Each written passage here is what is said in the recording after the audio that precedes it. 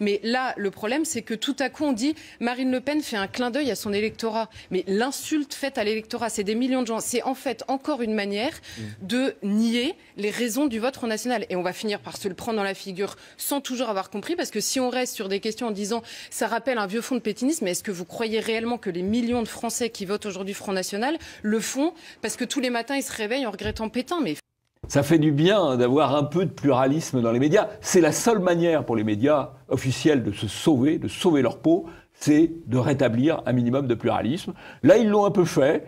Objectivement, je pense que la campagne de dénigrement est quand même efficace, parce qu'il y a eu pendant 48 heures un bruit extrêmement négatif, et qu'évidemment, comme toujours, la rectification est venue. Je salue les journalistes qui ont procédé à la rectification, y compris Legrand, Mazure, etc. Bien, c'est bien. Pro, bien sûr. Mais la rectification arrive tard, d'un certain point de vue, quand le mal est fait.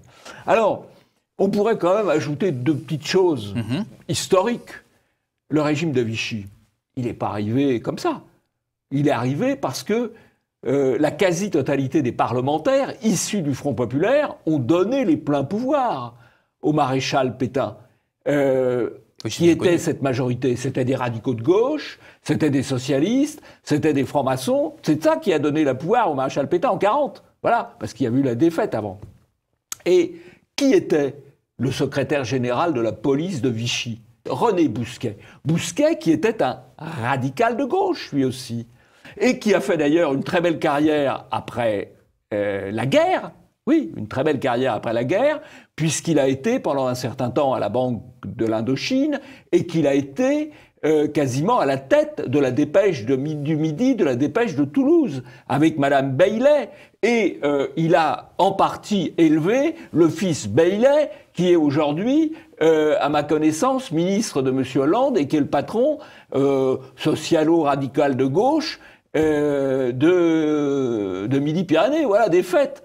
Et si on continue dans les faits, dans la information historique, le premier fusillé de la résistance, c'est Honoré d'Estienne-d'Orves, officier de marine, aristocrate, monarchiste, un homme qu'aujourd'hui la bien-pensance qualifierait d'extrême droite. Voilà. Alors, ça, c'est de la réinformation historique en dehors du sujet de campagne électorale.